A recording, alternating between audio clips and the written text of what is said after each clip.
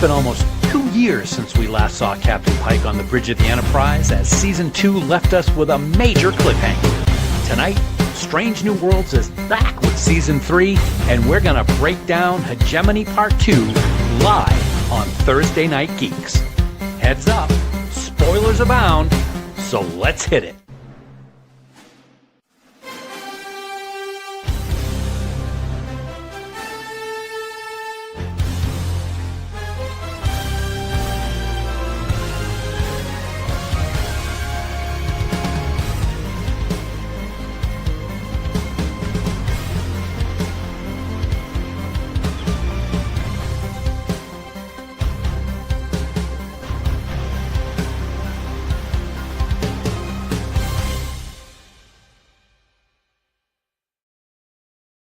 From the season premiere department at Podfleet Command, it's the biggest little live cast this side of the Alpha Quadrant.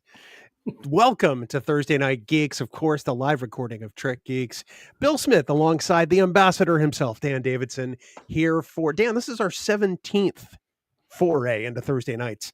Wow. Yeah, I know. It's amazing that I've been able to tolerate doing this with you live that long. That didn't take long. It's good to be here, man. 17th night as we record. It's July 17th. I see a pattern developing, but I'm also stupid, so it could not be a pattern. I'm not sure. But it's good to see you, buddy. Let me give you another number, Dan. Oh, okay.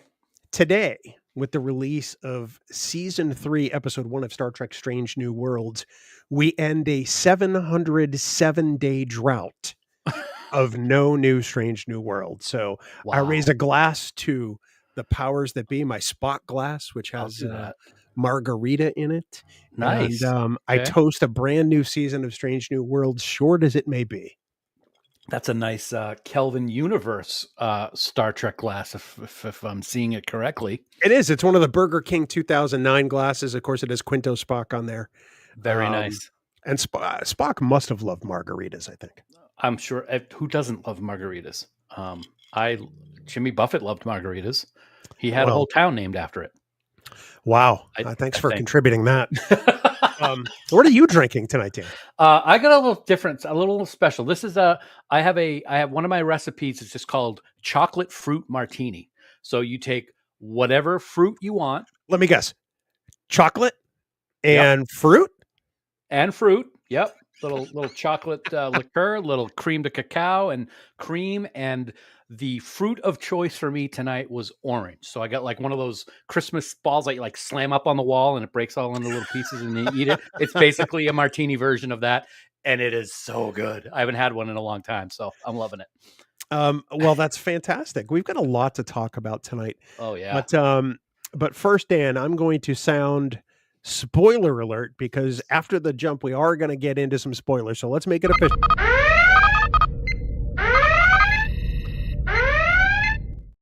That's right. Be prepared on the other side of the segment transition. We will be talking about spoilers. If you have not seen episode 301 of Star Trek Strange New Worlds, please stop now. Come back to this later.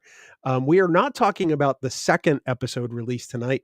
Originally in our plan, they did not tell us they were releasing the second one. So we only prepped one. We'll do the 302 next week. So it'll be a week old at that point. And then from there on in, we'll be about a week behind so that people actually have time to watch the episodes. Love it. So let's do this. Let's set the table and we'll come back and we'll sound spoiler alert one more time and we'll dive into Hegemony Part 2. How's that sound, Dan? Hegemony. Hegemony. Let's do it.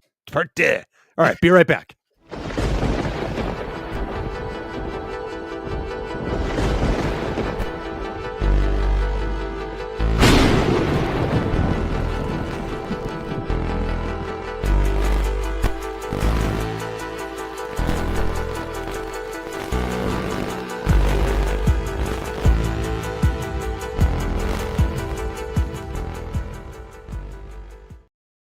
Well, here we are. And of course, hopefully everybody sees the spoiler alert on the screen. Should I play the special spoiler alert drop one more time? Do it again. It's so fun. Then I get some.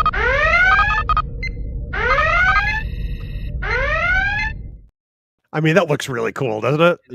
It's very cool. So we went to break, and before we went live, Bill was watching me and probably laughing because I got up out of my chair and I was trying to kill a fly that has been flying in my office and was up on the window, and I kept missing it, of course, because I'm trying to do it fast. So you just went to the transition, and as the transition was playing, I'm not even lying, the fly landed smack in the middle of my camera and then flew away. I could not even believe it. So That's yeah, thanks for sharing that, Dan. That's amazing. you know what? It's important to talk about these things. That you're drawing flies? Here we are. I am. Maybe you should shower. Well, you know, you do what you do, or not do. So, Dan, Hegemony Part 2. Before we dive in, let's do what we used to do on Discovering Trek. I just so happen to have this queued up, and that is, let's talk about the episode details. So, Hegemony, Hegemony, Hegemony, Hegemony. Hegemony Part 2. Pike risks it all, taking the Enterprise on a daring rescue behind enemy lines, while the landing party attempts an escape from a deadly enemy. Of course, this episode premiered today, Thursday, July 17th, 2025. It's written by Davey Perez, based on a story by Henry Alonzo Myers and Davey Perez. And of course, it is directed by Chris Fisher, Dan. Thank you. It's bringing back some recall of my days of Discovering Trek when we did that. That's right. Maybe someday we'll get back to that. We still got to finish season 4 of Discovery and then do all of season 5. So we got to work it out for us. We? Oh, you're not going to join me for the Discovery? Sounds like you got your work cut out for you, Chief. Okay. There's a lot to unpack here in this particular episode. Like I said, it's been 707 days since we have seen New Strange New Worlds. Let's get your gut reaction on this episode. What did you think of it? Thumbs up, thumbs down? Where do you land? This is a hard one because I know that there's going to be a lot of people who might be upset. I'm going to give it a thumbs neutral. I liked it. I didn't love it. I didn't hate it, but there were some parts of it that I'm just like, okay, this is not blowing up my skirt, gentlemen, as a line from True Lies, Charlton Heston. It was a good season premiere, but I think the build up to it kind of got my expectations higher than they should have been. Yeah, I'm going to be right there with you. I think that the 2-year break between episodes really kind of hurts the follow-up to this cliffhanger. Back when we talked about Hegemony Part 1, was it 2 weeks ago or 3 weeks ago? Mm-hmm. We thought it was kind of a lackluster cliffhanger. And I have to say that I think that this follow-up is almost as lackluster. Plus, we get some also ran stuff in here. Some stuff that I feel like we've seen before. And I don't necessarily like that feeling. I figure if Strange New Worlds is going to throw a cliffhanger out for the rest of us, it's got to break some ground. Well, I guess I'll get to that point right up front because it is the one that is the elephant in the room for me, at least. Best of Both Worlds could be considered the greatest cliffhanger, not only in Star Trek, but in television history. Everybody remembers that day. If you were watching it, if you were alive and watching TNG, you remember what it was like when Mr. Worf Fire to be continued showed up on screen and we had to wait the whole summer. So fast forward now 30 some odd years and we've got another cliffhanger that has been built up over 2 years. Oh my God, this reminds me of the TNG cliffhanger from Best of Both Worlds. You don't mess with what could be a perfect cliffhanger like Best of Both Worlds. And I think they copied it in a way that made it extremely meh, to quote a good friend of mine who I see every once in a while on Thursday Nights Live here on Thursday Night Geeks. The whole idea of them, and I know we're going to get into more detail, but the whole idea of them basically putting the Gorn to sleep, that sounds familiar, doesn't it, Data? Because that's what you did with the Borg, with Locutus, is you put them all to sleep.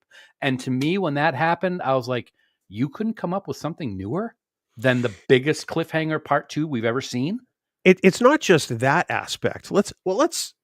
We actually happen to have at our disposal tonight 2 clips provided to us by CBS Studios and Paramount. So let's play clip number 1, and then we'll come back and I'll talk more about kind of, it's not just putting them to sleep that kind of rips off Best of the Both Worlds. So here's clip number 1. We'll be right back in about 63 seconds. Orders, Captain. Shields at 50%. Captain.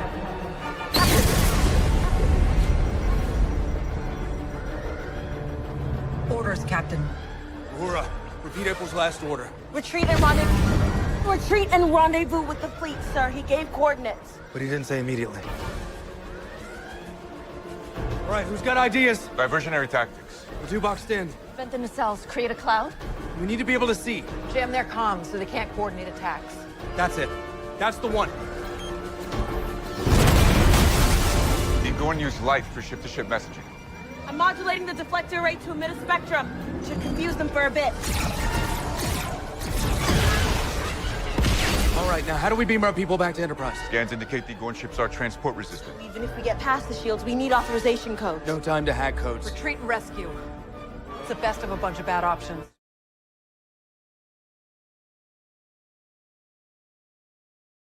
And number 1 isn't wrong there. It is the best of a bunch of bad options. Yeah. More about the options in a second. Obviously, they do retreat. But so the sleeping thing, I think every Star Trek fan on the planet said, wait a second, that's just like putting the Borg into their hibernation cycle. But when you think about this, we've got part of the crew on the Enterprise, part of the crew on the alien ship that we have to rescue. We've got to catch up to them to, take our shot and bring them out of warp. We wind up ramming them, thanks Star Trek Nemesis. We wind up having the crew that's on the ship escape via some ship they've never seen while the pilot is bleeding. Hello, Star Trek Beyond. There are several elements here which I feel like they kind of cherry picked off the shelf and said, this will work. But I don't think they did it intentionally. I think they tried to write a wrap up to this cliffhanger that made sense. And this is just the way it turned out. Yeah, I've gone back and forth with that myself because there's no way. We've talked about for years, ever since Discovery came out, that it's so great now to have people writing Star Trek who love Star Trek and who know it inside and out. You can't tell me that there were people in the writer's room who, when this came up, were like, this doesn't have anything to do with anything we've ever done before. That people were like, didn't we just do this with the Borg? Or not just do this, but didn't we do this with the Borg 30 years ago? At the same time, I can kind of see with all there's a lot going on in this episode. This episode is crammed, packed full of everything from action to drama to love to humor, everything. It was, like I said, it was good. I'm glad that they, in my opinion, looks like they have wrapped up the Gorn issue in Strange New Worlds for the foreseeable future, if not forever, until Arena comes along. But at the same time, it was kind of like, okay, that's it. That's kind of what I felt like when I was done watching the show. Now, there was a lot of other things in the show that we're going to talk about in the episode of what happened, but the whole idea of we have been waiting for this for 707 days, and that's what we got. I could have just thrown in Best of Both Worlds and been more excited because I still get excited watching that episode. I should say watching the first part of Best of Both Worlds because the second part is disappointing as well. No, I don't think it's disappointing at all. I mean, it's a great wrap up to that whole thing, and there's a lot of tension and a lot of drama. I think you're high, so shut up. The idea of as something as menacing and destructive as the Borg are, putting them to sleep was ingenious, but at the same time, it was kind of like a deflating a balloon type of reaction for me anyway. And it's always been that way. I'm not saying that it was a bad episode. I'm just thinking that, with something as menacing as the Borg, it was kind of interesting that something as simple as putting them to sleep was what saved the entire quadrant. And then on the aspect of Strange New Worlds, it kind of copied that a little bit, I think. So. I think they copied it big time. And I want to be clear. I do like this episode. I think it's a fine episode of Star Trek. I don't think this is a great two-parter. I don't mean to sound overly negative when I say this. So I'm going to temper this with saying I really do like the episode. But I think there are two-parters of Voyager that are are better, Mhm. quite honestly. Yep. Or at least have more drama and more suspense between the break. Let me tell you this. If they had done this two-parter in the middle of the season, like Year of Hell, it would have been, I think, incredible. I think it would have been really, and I would have had a much different reaction to it, I think, than what I did with waiting for almost 2 years to see how they got out of this mess and seeing how they got out of it. Well, and that's the thing. Do you think that, you know, it's literally we're 3 weeks shy or so, 3.5 weeks shy of 2 whole years. Yep. The finale of season 2 aired on August 10th, 2023. Do you think that the 2 years hurt it that significantly? If it had only been 1 year, would we have had a different reaction? Yeah, I think probably if I don't get too much into thinking about the reasoning behind the delays, yeah, it might have, because think of it. How incredibly long did those few months in the summer of 1980, whatever it was, feel? And it was only a few months, and we had almost 24 months for this one. So there was a definite whoosh. I guess that's the only way I could put it. And waiting as long as we did for it. And what I found interesting is I wasn't getting hyped up and ready to go and excited for this premiere like I was for Best of Both Worlds Part 2. I remember that clearly about when that was going to be on. Well, Helen brings up a great point. Hi, Helen. Happy Thursday. Part of that delay was the writer strike, wasn't it? And it was also the SAG-AFTRA strike. Yep. But you figure both of those have been over for quite some time. Mm-hmm. So, you know, we're talking over a year at this point. Right. So, you know, season 4 has been in production for quite some time now. And they're going to go, I think, right into producing season 5 of Strange New Worlds. Yep. So you figure, I don't believe the VFX artists were on strike. I don't know why this couldn't have been ready sooner, but you also have to throw in the whole Paramount Skydance thing. You know, did that potential merger, you know, hamper the ability to put this show out before now? Mm-hmm. I agree.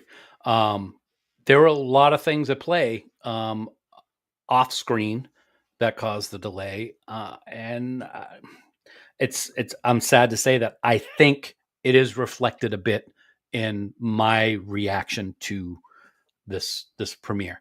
I'm ecstatic that it is back on. I love Strange New Worlds.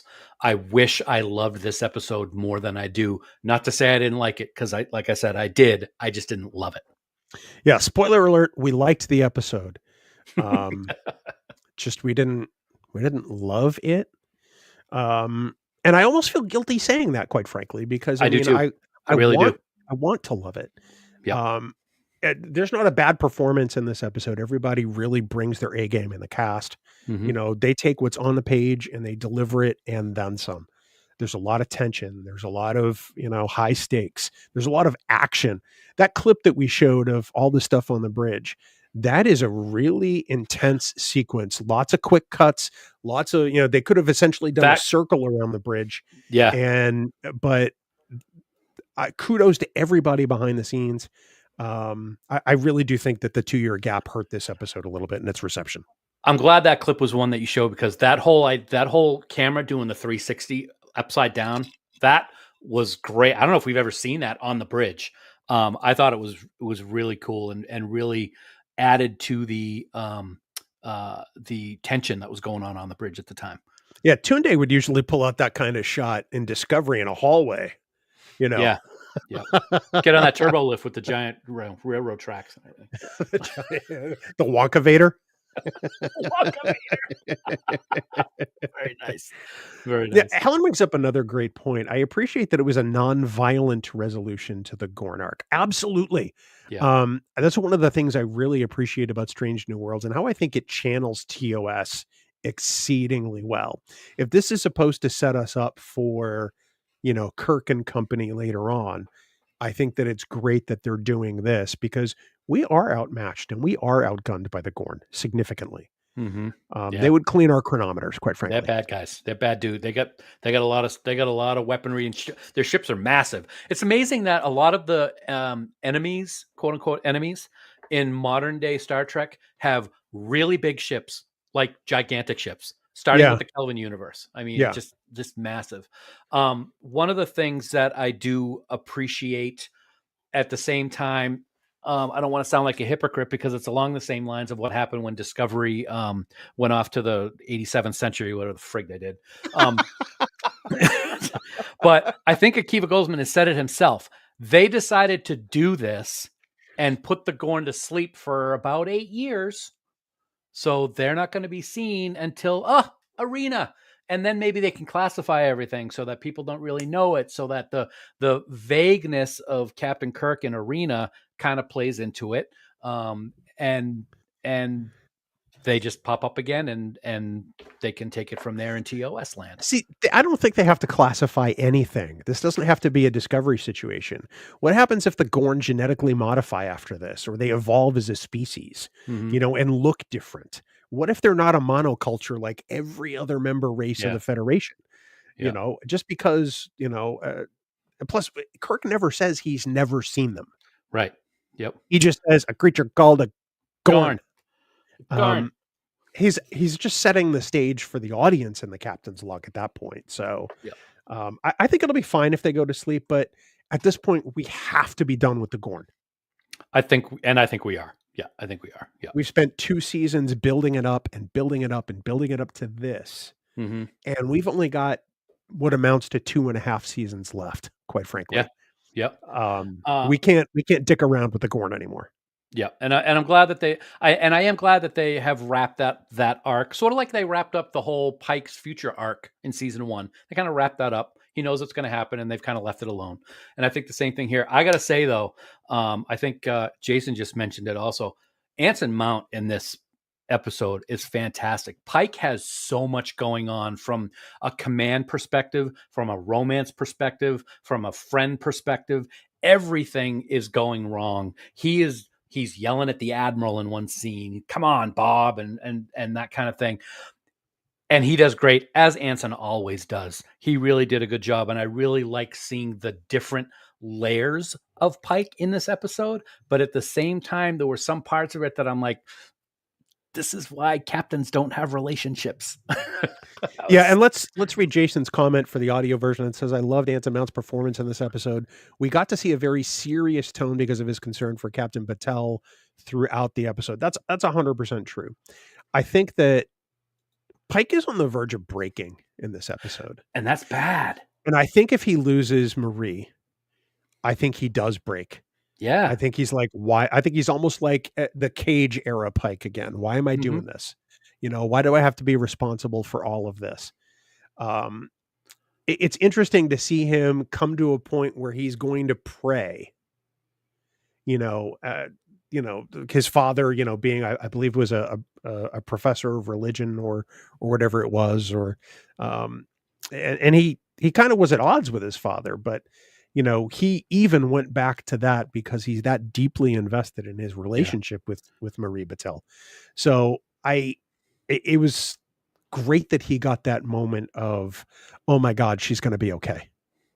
Yeah. I also was concerned that his judgment was going to be affected as things started becoming really a problem with what was going on with her. I was really concerned with what was going to happen because we don't know if she was going to die or not. We had no idea. And again, the whole way that what they did with her was interesting. Maybe a little, questionable writing. Oh, she's allergic to this drug. Okay. So now we can't put her in. And I didn't know there was a drug for suspended animation, but cool. I wish I could have that so I could go to sleep for 600 years and get out of all the bullshit that we're dealing with here. And then they have a way to be able to have them not, chew themselves out of her body, but to keep them all nice and quiet in there. They put them to sleep in her too. What exactly do they feed them? I've been thinking about this. I mean, what do they do to keep these young from pulling an alien? There's another movie we channel, and kind of bursting out of her chest. I've been wondering this, and I don't quite get it. I don't get it. And see, I think that's part of the way that sometimes the writers can escape from some of the decisions that they make because they're glossed over so quickly that there's really no time to discuss it more in the episode. It just is like Worf broke his back, and then next week he was, running a marathon on Darnassus 4 or whatever the hell it is. But they kind of do the same thing with this one also. And maybe we will find out later on that she's got to take some kind of, she's got to take a pill every night, every 8 hours, so that the Gorn don't like chew themselves out of her body. I have no idea, but yeah. My only concern here is that we're going to invoke another trope from another Star Trek movie of magic blood. Remember in Into Darkness, it's the magic triple blood that brings Kirk back to life. In this case, it's Una Chin Riley's Illyrian plasma or blood or DNA or whatever it is that they inject into Captain Batel to keep her from hatching, for want of a better word. To keep the Gorn in her body at bay. So, I mean, they're already doing something that's not exactly cool within the eyes of the Federation. And then Batel has to live with this. But, that's part of the thing that I was kind of like questioning Pike a little bit during this. He's already breaking the rules. He's looking for any out that he can get. Like, well, they didn't say when to rendezvous, right? We can wait. And then it's like, well, we can't use her blood. That's against regulations. It's like, dude, what? You're like talking out of both sides of your mouth here. I mean, I understand it. And you got to wonder if the whole reason about that was he was concerned about what it might do to her because of his feelings for her and their relationship. But at the same time, I'd be like, dude, I don't care what it takes. Get Snuffleupagus from Sesame Street, drain his blood, put it in her if it's going to work. Let's just do it. I don't know where that came from. It just popped into my head. Yeah, so I went with it. I've wondered so many things about you over the last 30 years, and I'm adding that to the list. Quite honestly, I saw a picture of him yesterday. That's why I thought of it. Wow. I mean, I'm concerned that Una's blood is going to become the magic cure-all for whenever something happens on the ship. Yeah.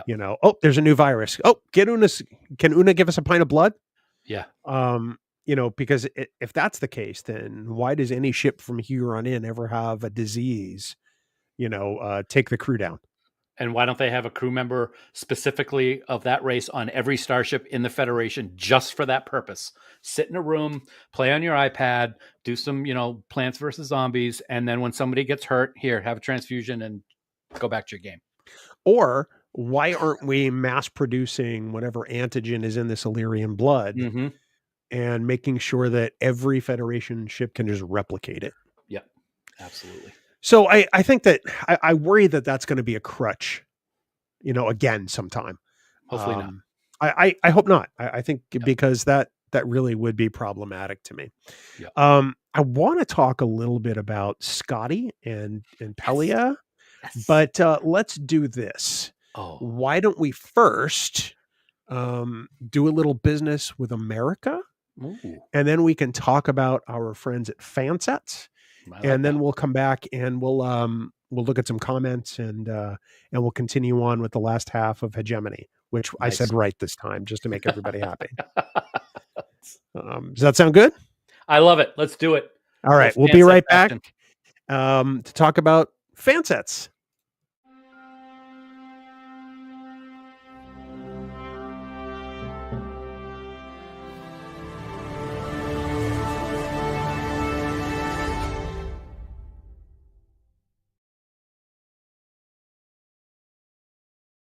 Trek Geeks, a mountain of entertainment.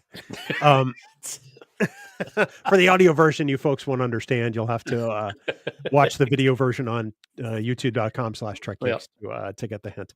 So, so Dan, of course, we want to thank FanSets for being the presenting sponsor of both Trek Geeks and Thursday Night Geeks for the last decade. Long time. 10 whole years practically. And we'll be seeing them again in just a few short weeks in fabulous Las Vegas, Nevada for the annual Star Trek convention. Yeah, absolutely. It's another week. It's another moment to thank, easily the best team in the business. FanSets, as we always talk about, has over 500 officially licensed Star Trek pins. They release new stuff every single month. As you just mentioned, Bill, STLV is only about 2 weeks away as we broadcast here live tonight, just a little over 2 weeks. But that doesn't stop FanSets from releasing new stuff on their website today. Not at all. Even with tons of new stuff available in Vegas, they are still letting us fill up our carts at fansets.com with new pins like, I don't know, the Kobayashi Maru examination pin from their Starfleet Academy line. Also, another wicked friggin' shiny dedication plaque, dude, from the Kelvin universe. It's the USS Kelvin itself. Look at it. It's so shiny. My eyes are hurting. I just absolutely love it. It's about as shiny as the top of your head. That's amazing. It's not. It is a very shiny head, and that's okay. And it's only fitting as we talk about the premiere of Strange New Worlds Season 3 that the latest micro crew pin of #1 Lieutenant Commander Unachin Riley is available right now at fansets.com. Go there, get them all, put them in your cart, and then go get a lot of stuff at STLV in just a few weeks, buddy. It's really kind of amazing. In fact, I'm going to share this too, because we haven't really talked about what they're going to do in Vegas, but this is the image they have at the top of their website. You look, there's a whole Captain Proton series. There's the Hollow Emitter. There's Starfleet Academy. We've got several different deltas here. We got a Cetacean Ops Delta. Nice. And then we got Saru. Look at those Universe of Trek pins. We got look what we got. Oh, I know somebody who's gonna like that one. Yeah, we do. We got La'an with her Memento Mori pin for the SS Puget Sound. We got Data with his Sherlock cap and Spot. Sorry, not Spock. Spot. A really cool Voyager pin for 2025 with the Vegas skyline. All kinds of cool stuff coming from FanSets, dude. What stuff with FanSets is not cool? They make this Galt pin that looks like you. That's not cool. Very cool. No. No, I love it. No, that's great. I can't wait to see all their new stuff. And there's probably stuff not even on that little picture that you showed that they're going to surprise us with. And like we got surprised just the other day, and we'll drop it here live as we talk, because we talked about it recently. They did it. Unfortunately, we can't do a Fan Geeks party this year because of costs and stuff. We're not going to charge our fans to go to a party that we throw, so we're not having one. But they surprised the hell out of us the other day when they sent us the picture of the Fan Geeks pin that they made for 2025. Hello, right? So we get to add that to our collection, as do so many great Star Trek fans that'll be in Las Vegas. So, Dan, all those pins that I showed you on their website, all available right now. Yeah. The Kobayashi Maru, the shiny dedication plaque, the Una, they got Hemmer, which we talked about last time. So many other pins. Get them. I want you to go put them in your cart, Dan.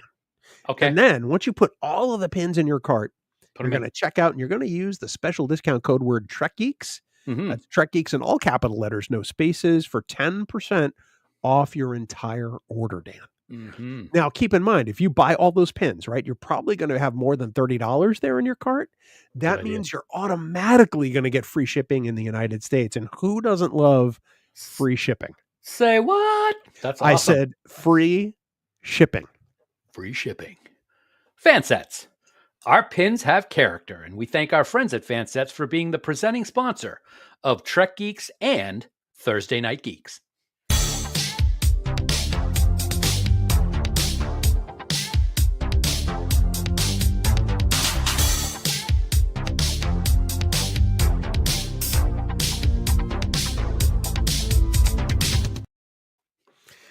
I saw you dancing. I was jamming. I saw you dancing. Let's I know we have some comments from earlier. I know everybody's wanting to talk about the episode, but let's say hi to some folks and we'll go back to the beginning, and then we'll want to say hi, Grand Love. Thanks for being here tonight. Burley, great to see you as always. Ross, good evening. Dan, you can shut your face. Nice guy there. Of course, we read some of Helen's comments earlier. Greetings and felicitations, Helen. I know what you're channeling there. Let's see who else we got here. Of course, Steve is here. Horizon Brave. Jason is in the house. New England represent. Dan, of course, wants to hit it, and then I said, I'll hit you. And believe it or not, the YouTube algorithm rejected that comment Really? because I was going to inflict violence. Oh, I got you. All right. That's funny. That's all right. Yeah. So, So be nice hey, till it's time to not be hey, nice. and this is why I've been properly saying hegemony at least a couple of times. It is hegemony. Yes. It's a weird word. Very weird. But we've been messing it up on purpose, just because, that's me. I think one of those earlier comments, Steve actually made a comment about my drink, the chocolate fruit, and that he said it sounds like a chocolate banana would probably be good. And Steve, it is awesome. I have had that. I actually was going to go with that one tonight, but I decided to do the orange because the last one I did was banana. Banana's a good one. I recommend it. Knock, knock. Oh, yeah. No, I'm not going to do it. It was going to be the orange. Who glad I didn't say banana again. Oh my God, really? Oh, wow. I'm 7 years old. Yeah, you are. So anyway, before we talk about Scotty and Pelia, we're going to play the second of the two clips we have tonight. Okay. Again, thank you to CBS Studios and to Paramount Plus for giving us permission to play these during Thursday Night Geeks. We are grateful for that, and Absolutely. we hope to be able to do more of this in the future. But let's take a look at the clip, and then I want to talk about it a little bit. What's he supposed to do again? I met a polarized EM signature that tricks a Gorn into thinking we're one of them. It's like a cloaking device. And how exactly does it do that? If I'm being honest, I don't really remember. I was kind of in the moment. Well, now I'm going to ask a silly question to which I'm pretty sure I know the answer. Not this again. It's like being back in lecture hall. How would you know that? You were never there. I was there, in the back. Did you record a work-in-progress log while you were jury-rigging this up? What, you mean as the Gorn were tearing our ship apart? First rule of engineering, Scotty, write it down. There's a reason we track our work no matter what the circumstance. And this right now, this is precisely the reason.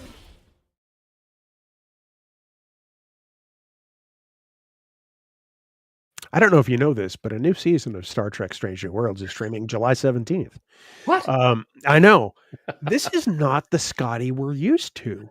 And I'm starting to think, with as criminally underused as Pelia was last season, I think her purpose this season is to kind of bring Scotty along. And that scene, I think, is a great example. I 100% agree. It is a retcon, I think, that is going to take place that I absolutely love. And that is Scotty is not sure of himself and is not the miracle worker that we know until he starts working with her on the Enterprise instead of just being a teacher student at the Academy. I think she's really going to take him under her wing, and it is going to be her tutelage and expertise, compassion and friendliness that I hope to see during the season that is going to mold him into the Scotty that we know and love in TOS and beyond. And I feel like they got to get to that pretty quickly. Because if we really are going to hand the ship off to Kirk at the end of season 5 of Strange New Worlds, Scotty can't be this Scotty. So he's really only got about 2 seasons to put on some long pants, which I think he'll be able to do. I mean, he's got the brilliance. I mean, just the things that he did in the finale last year and in the premiere here today. He's got the brains. He's got the ingenuity. He just needs the self-confidence, I think, in his work. And I think Pelia is going to help him to do that. So I'm looking forward to seeing a lot more of her this year because, as you said, I think she was underused last season because when she was on, she was fantastic. It's clear that he skipped her class more than a few times. And I get the sense that he really is kind of annoyed by and doesn't like her. I agree. It'll be interesting to see this dynamic, much like kind of Hammer and Uhura in season 1. There has to be this sort of unifying event. Otherwise, there's no reason for Scotty to sort of take that kick in his complacency and become a major miracle worker all the time. Do you think that scene that we just saw and the rest of the episode kind of is that starting point? Meaning, you said he only has two seasons. It's starting now, I think. I think just based on that conversation, I think is is the kickoff to the Scotty that we know. I think it has to start there. Yeah. And I think that there's probably going to be some things he has to out engineer her on, Mm-hmm.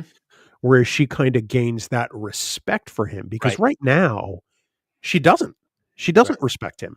He's a kid who skipped class, who all of a sudden has found himself on the flagship of the Federation through no fault of his own, and is now kind of coming, up with a cloaking device, even though we don't hear about them until TOS. I do think it's going to happen. Something's going to happen. He's going to save the day, do something that she didn't expect, and she's going to be like, "I always knew you had it in you," or whatever. Her accent is very specific. Could you do that But again? 'Cause I that don't was think terrible. I can.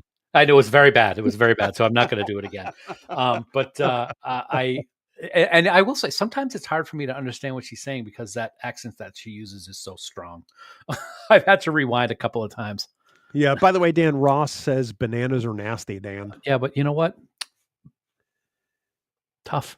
I'd like to second this. Well, I don't think bananas are nasty, but I do think Dan's face is nasty. Wow. Jason says, that's what I thought as well, Bill. Well, of course you did, because you're smart. Jason goes on to say there has to be some episodes coming up where Scotty's character gets that boom we're looking for him to carry into the TOS era. Yes. And I have to agree with Helen here 100%. They had better not kill off Pelia like they did with Hemmer. I will be ready to rage and revolt and lead a march on Alex Kurtzman's, secret hideout offices, which apparently aren't too secret. So I don't know why they call them. You know what? I have no idea. I have not seen anything past episode 1. I can't imagine they're going to kill her off.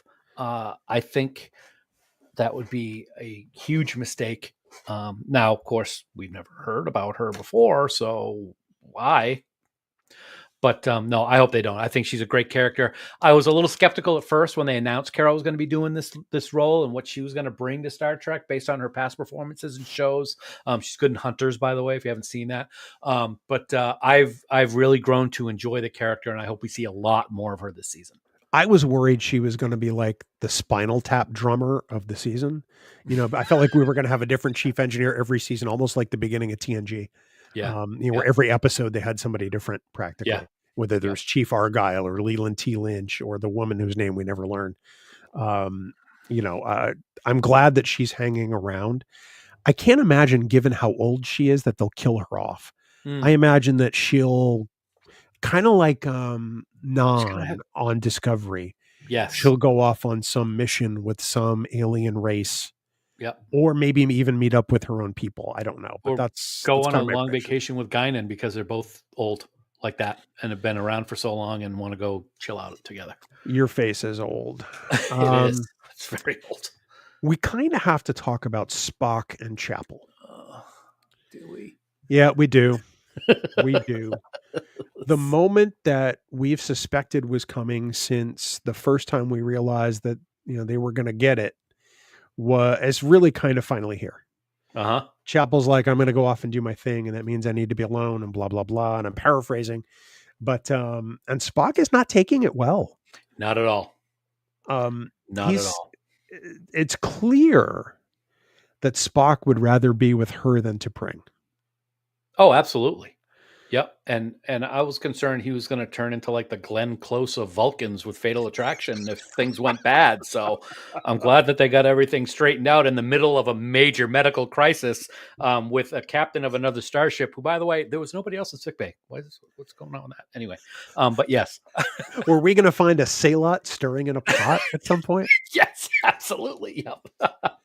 Too many pop culture references here for I'm on a roll. Episode of Thursday Night Geeks. Yeah. Now let me say this about the Spock Chapel thing. I was not looking forward to it because I knew it was going to happen. I don't know. Sometimes we've seen romance in Star Trek just doesn't. The chemistry might not be right. I love the fact that they have come up with this story so that we kind of have a better idea of the way that Christine is in TOS. I really like that aspect. I never really thought before this that they actually had a relationship prior to TOS, and I love that they've built that up. But I'm not a huge fan of how it has been, especially this episode. I'm like, okay, really? Spock, dude, come on, man. How old are you? Come on, man. 127? Yeah, I do love how they did they talk about Roger Corby in this episode at all?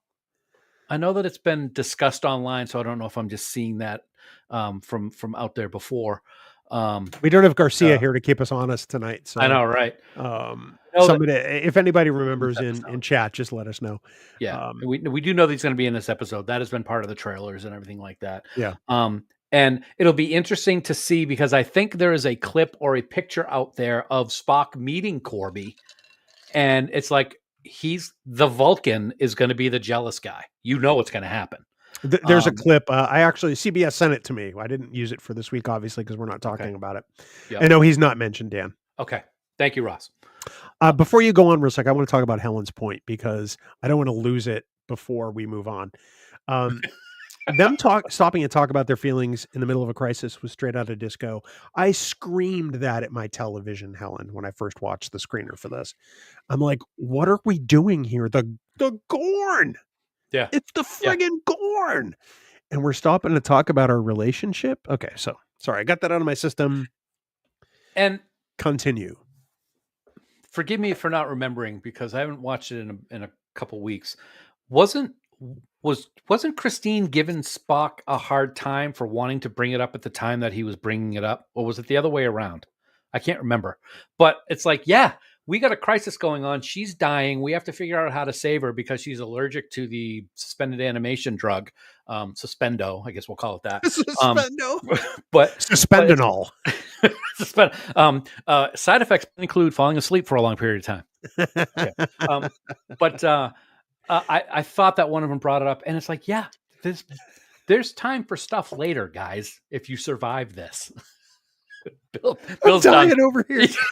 Suspendinol. Hashtags. I like that. No, but may lead to anal seepage and long hibernation.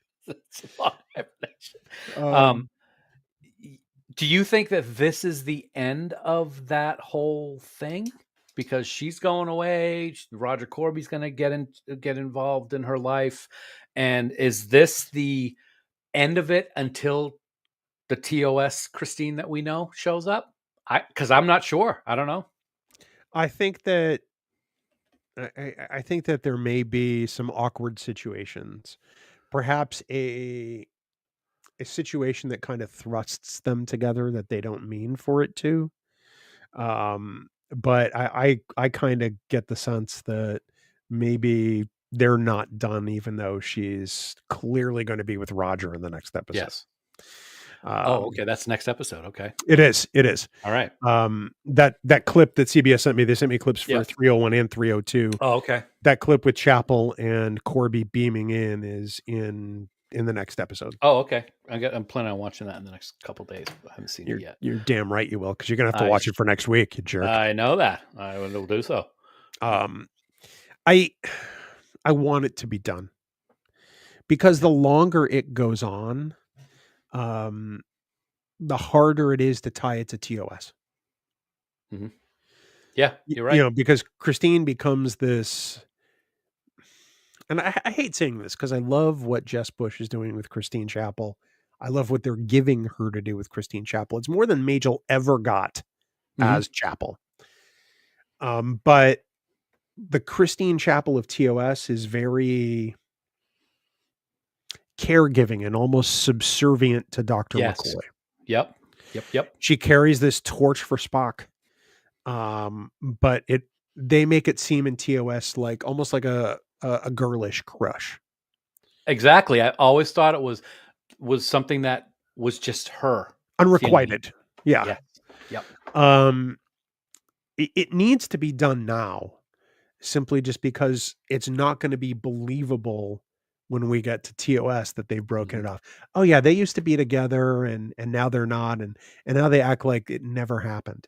It just doesn't seem realistic.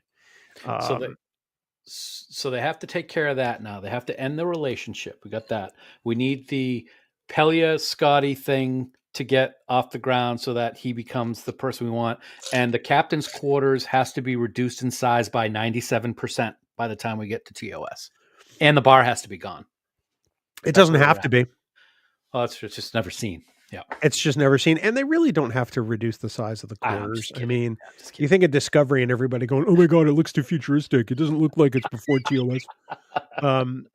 It's also 40 years later, 50 years later, whatever the hell it was. Almost 50 years later. I'm just joshing with you. No offense to Joshers out there. I guess so here's my question for the night. At what point do you think they introduce Sulu and Bones?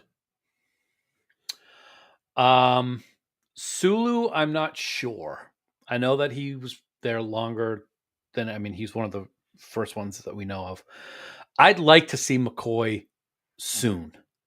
I think that would be good.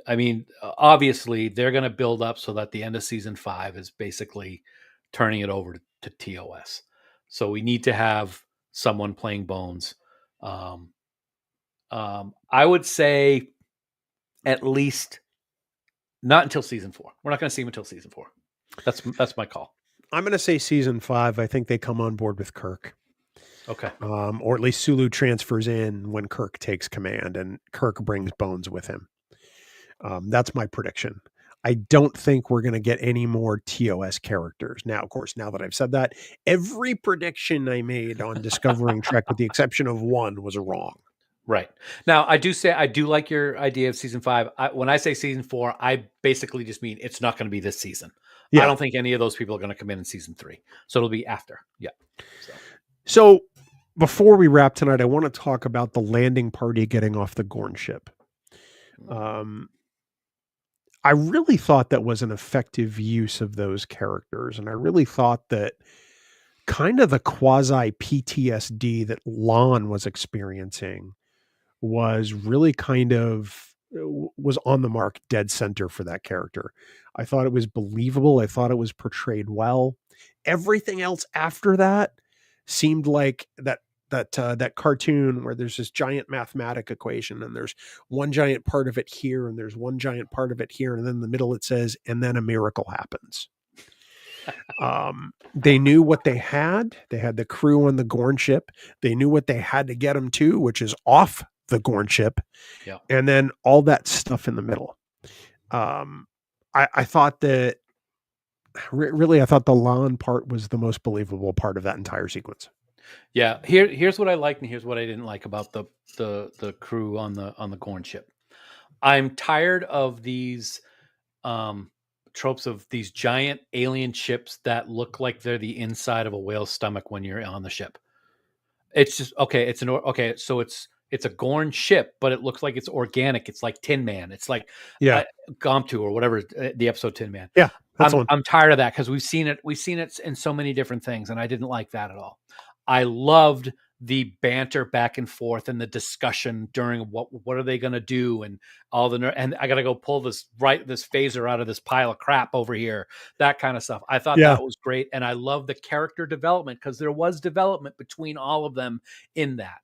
I did not like how Ortega was able to just fly this ship that's never seen before, not knowing Gorn language, written language.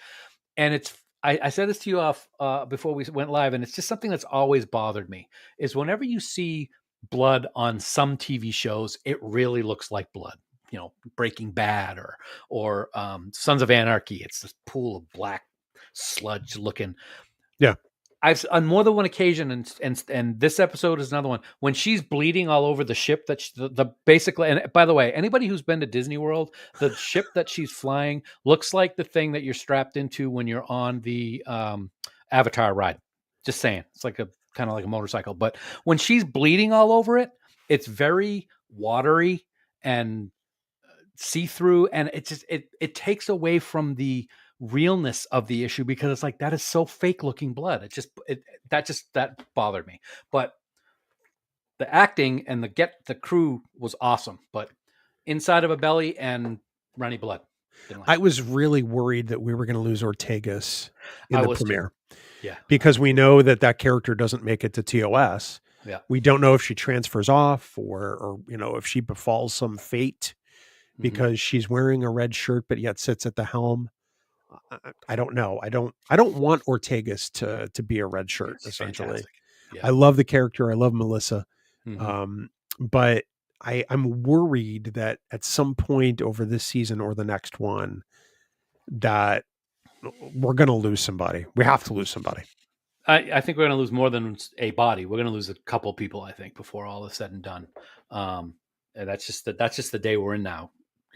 Yeah. The top billing could go at any time. You just never know, and I'm sure that's going to happen. But like I said, all in all, good episode, good premiere. Let down on the cliffhanger, but it does make me look forward to what's coming up for the rest of the season and beyond. Yeah, I'm looking forward to this season. I get to this point and I'm excited it's here. I still lament the fact that it's only 10 episodes. When this show ends, there'll only be 46 episodes of Strange New Worlds. Yeah. And already I'm sad. Yeah, that is a bummer. I don't know. Here's a great question. I never thought of this. I did think of this while watching the episode, but Helen would like to know where the overflow infirmary is. How big is it and who staffs it? It's kind of like the battle bridge. Maybe that's where McCoy is right now. We just don't see him. There you go. Absolutely. I have watched the trailer for this season a couple of times. Yeah. A lot of good things in it. A lot of things that are making me scratch my head a little bit. The holodeck episode. But be that as it is, we saw the holodeck in Star Trek Continue, so it could happen. No, we see the precursor to the holodeck in the animated series. Yes, that's so true it's too. canon. Yeah, absolutely. I, for one, I don't know about you, I don't think for 1 second that famous actor who they keep showing in the trailer is Trelane. I don't think it's going to be Trelane. I think it's going to be some arbitrary guy. We'll see. But everybody's like, "Oh, that's Trelane. Look at the outfit he's wearing." I'm like, I don't think that. I don't see it. I just don't think it's going to happen. Well, I know Trelane's one of your favorites. I fucking hate Trelane. Oh, but I can't even watch that episode, Squire Gothos. Was winning. I can't. However, I know things about the next episode. Oh, okay. I know things that you don't know about the next episode. Yes, and okay. I messaged you earlier today that your mind's going to be blown a little bit. And yes, please don't type 2? Anything about next week, about episode 2 in the chat, because Dan has not seen it, and neither have I. Right. But I do know some of the big, details about the episode. And your mind is going to be blown. All right. I'm looking forward to it. So, I'm sure you'd like to see my mind blown. Just like, oh, you've no idea. See? Uh-huh. You've no idea. Our dear friend Amy, not Amy, a Liberace fan, hi, Bill. Amy. Hi, Amy. Liberace. I was winning. He's a bratty child. He is a bratty child. That describes Dan Davidson to a T. I'm a bratty adult. So all in all, we hope you all enjoyed the first episode of this third season of Strange New Worlds, overdue as it is. I'm glad we have Star Trek back. I'm glad we get to celebrate new Star Trek, for the next 9 weeks. And I wish there were more coming after that. Go ahead, Dan. And think of this, buddy. We're going to have a new episode of Star Trek to watch in Vegas. That's going to be out. There's going to be an episode out that week. So technically, we have the screener for it now. Yeah. Because Vegas is... When I say we, I mean everybody. Hold on. Vegas is... Let me unlock my phone. 18 days from... There you go. There it is. 18. Now? Yeah. Or at least I land 18 days from now. So it starts 19 days, 20 days. Excellent. So it's... I may have to watch it. I may have to watch the rest of the screeners this weekend just to get ahead. But that week, the week of Vegas, there will be no Thursday Night Geeks. Right. But for the next 2 weeks, there will be. So we're going to probably get to episode 3 before we leave. And then we'll talk about 4 when we get back. Nice. I like it. Sounds like a plan, my friend. So that's going to do it for Hegemony. Hegemony Part 2. We're one episode in. Next week, we will talk about episode 2. What's the title of episode 2 again? Oh, Wedding Bell Blues. That's right. Oh, okay. That is the name of the episode. I was on the Enterprise. Not Sorry. those Wedding Bell Blues. There actually is a song called Wedding Bell Blues. Yes. But anyway, until next week, same bat time, same bat channel. We do hope you all live long and prosper. We'll see you next week for more Strange New Worlds. And of course, look for the audio of this episode in the coming week. Have a great night, everybody. Thanks so much for joining us. Live long and prosper. Take care, everybody. Good to see you.